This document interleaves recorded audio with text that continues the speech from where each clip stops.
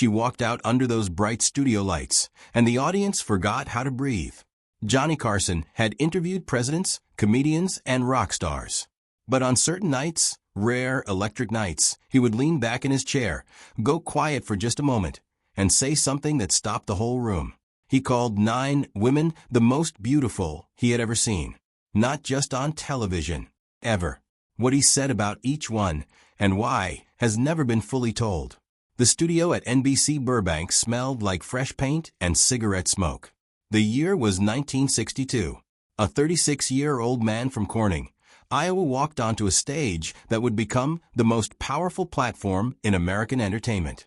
His name was Johnny Carson. And for the next 30 years, he would own the night.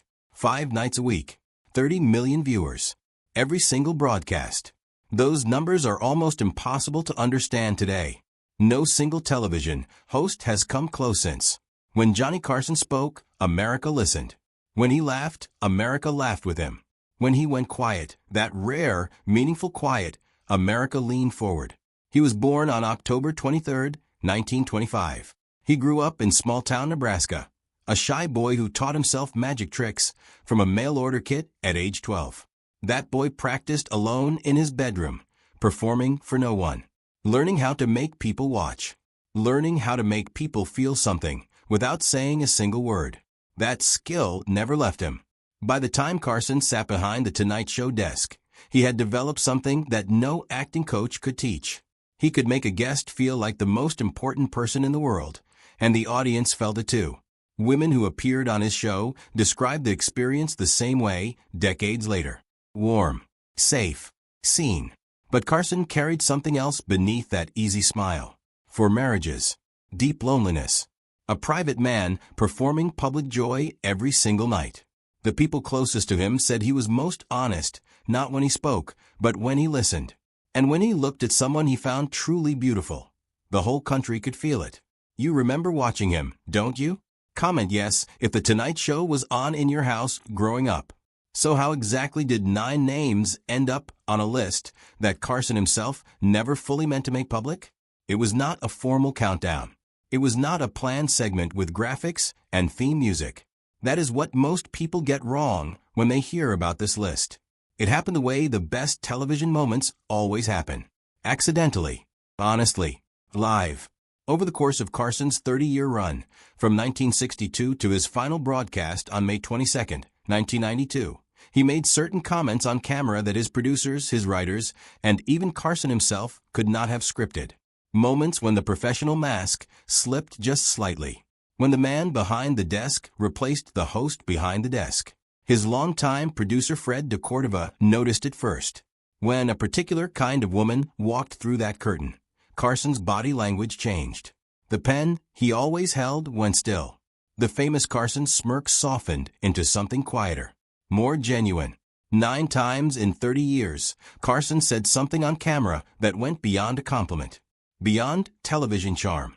He used specific words. Careful words. The kind a private man only uses when he forgets, for just one moment, that 30 million people are watching. Bandleader Doc Severinsen once recalled in a 1994 interview that Carson had told him privately, after one particular taping, that he believed genuine beauty was one of the rarest things a human being could witness in person. Not on a screen. Not in a photograph. In person, in a room, under ordinary light. Those 9 women gave him that feeling.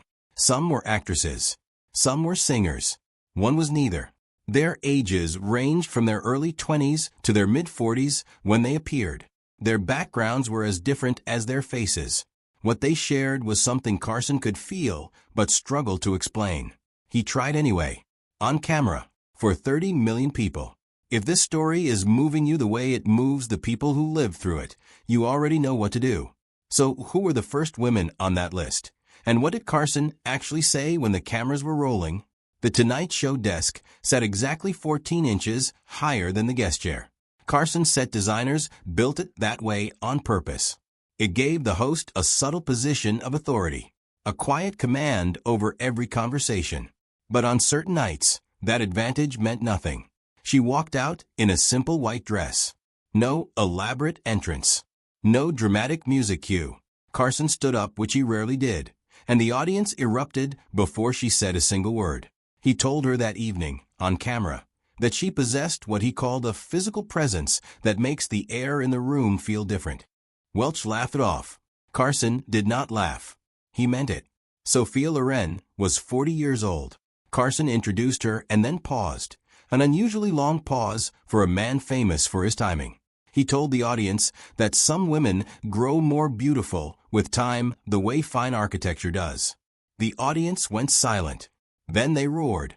Loren touched his hand across the desk and said simply, "You are a very kind man, Johnny." He shook his head. "No," he said. "I am just being accurate." Hepburn arrived on set having just returned from a humanitarian trip to Africa. She was thin, tired, wearing minimal makeup. Carson looked at her for a long moment before the first commercial break and told his audience that true beauty had very little to do with effort. Hepburn's eyes filled. She looked down at her hands. The studio went completely quiet. Ollie McGraw was at the absolute peak of her fame following Love Story in 1970. Carson told her she had the kind of face that painters throughout history had spent entire lifetimes searching for. McGraw said later in a 1989 interview that no compliment she ever received, before or after, had stayed with her the way that one did. 4 women, 4 moments, each one unrehearsed, each one real. These women meant everything to a whole generation. Which one do you remember most? Tell us in the comments below. Numbers 5 through 3 carried something heavier, because Carson's words in those moments were tied not just to beauty, but to something much more personal. What was he really saying? There's a difference between admiring someone and being moved by them. Carson understood that difference better than almost anyone in television history. The first 4 women on this list stopped the room. The next 3 stopped something inside Carson himself. You could see it in his eyes. If you watch the tapes closely enough. Ava Gardner was 51 years old when she sat across from Carson that November evening. Hollywood had already written her off. The gossip columns had been cruel. The roles had dried up. She arrived wearing a deep burgundy dress, her dark hair pulled back simply. Carson looked at her the way a person looks at something they are afraid might disappear. He said quietly, almost to himself, that Gardner represented what happened when beauty and suffering existed inside the same person for long enough. That the combination produced something no camera had ever fully captured. Gardner held his gaze for a long moment. Then she said, "Johnny, you just described every woman worth knowing." The audience did not laugh. They absorbed it. Natalie Wood had been performing since she was 4 years old. By 1969, she had lived 3 full lifetimes inside one face. Carson told her that evening that her eyes contained what he called every emotion a human being is capable of feeling, all at once. Wood tilted her head slightly, smiled slowly, said nothing for several seconds, then whispered, "That might be the most honest thing anyone has ever said to me on television." 12 years later, Natalie Wood was gone. November 29, 1981. Carson dedicated 4 unscripted minutes of his monologue to her memory. He did not tell jokes that night. Grace Kelly had already become Princess Grace of Monaco by the time she appeared. Carson introduced her with a single sentence. No jokes, no setup. He simply said, "There are people who make royalty make sense." The audience rose to their feet before she reached her chair. Some entrances need no explanation. 2 names remain, and what Carson said about each of them in very different ways, in very different years, reveals something about the man himself that his 4 marriages and 30 years of television never quite showed. Every list has a top. Every countdown has a moment where the room goes still and something true gets said out loud. For Johnny Carson, that moment came twice. Once in 1977, once in 1984.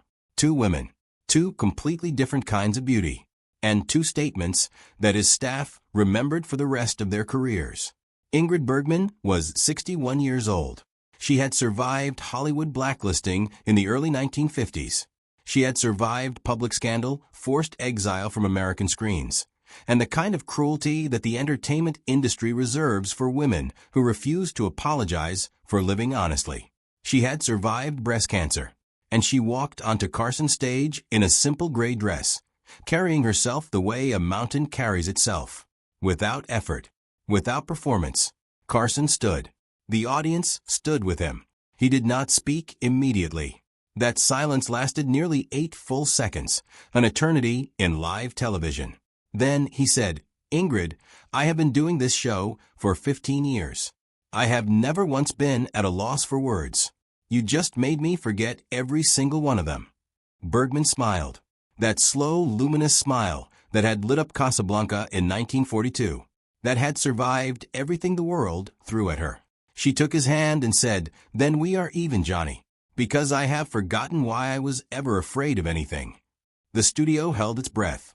Ingrid Bergman passed away on August 29, 1982, her 67th birthday. This name surprises people. It always has. Not an actress known for dramatic roles. Not a singer. A dancer. Sid Charisse, born Tula Ellis Finklia in Amarillo, Texas on March 8, 1921, had legs that Fred Astaire once described as living, breathing sculpture. But that is not why Carson placed her at the top. He told his audience that night that Sid Charisse moved through space the way music moves through silence. That watching her was not like watching a performance. It was like watching a natural law being demonstrated. Gravity, light, time. He said he had never seen anything like it, in person or on film. Not once. Not ever. Charisse sat across from him, 63 years old, and simply said, "Johnny, I just love to dance." That humility, that simplicity, that is what broke him open completely. But what did this list ultimately mean, not just for these 9 women, but for the millions of people who watched Carson say these things out loud, in real time, without a script? Johnny Carson signed off for the last time on May 22, 1992. No grand finale. No celebrity parade. Just Carson, alone on stage, speaking quietly to the camera the way a man speaks to someone he trusts completely. He thanked his audience. He said he would miss them. Then the lights went down. He never appeared on television again. He died on January 23, 2005. Emphysema. He was 79 years old. He spent his final years in Malibu, largely alone, writing jokes he never delivered for audiences he never saw again. The people who visited him in those last years said he seemed at peace, quieter than ever, but still sharp, still watching, still noticing things. The way light fell through a window, the way certain people carried themselves into a room. Some things stay with a person. Those 9 moments, scattered across 30 years of television, were never meant to become a legacy. Carson was not building a list. He was simply being honest in a profession that rarely rewards honesty. He was a deeply private man who spent his life performing openness. And in those 9 brief moments, the performance stopped completely. What came through, instead, was something rare. A man telling the truth about what moved him, about what he found genuinely extraordinary in a world that manufactured beauty like a factory product. The women on that list came from different decades, different countries, different chapters of American culture. But they shared one thing that no stylist or studio system produced. They were entirely, uncomplicatedly themselves. And Carson, who had spent 30 years reading people for a living, recognized that quality the moment it walked through his curtain. He recognized it because he spent his whole life searching for it. In himself, in others, on camera and off. That search is what made him the greatest interviewer who ever lived. Not his timing, not his wit, his ability to see people clearly and tell the whole world, exactly what he saw. 9 women stopped that man cold. That says everything. Johnny Carson saw something in these 9 women that the rest of the world almost missed. If you want to know about the legends who shaped an entire era of American life, there is more waiting for you here. Stay curious.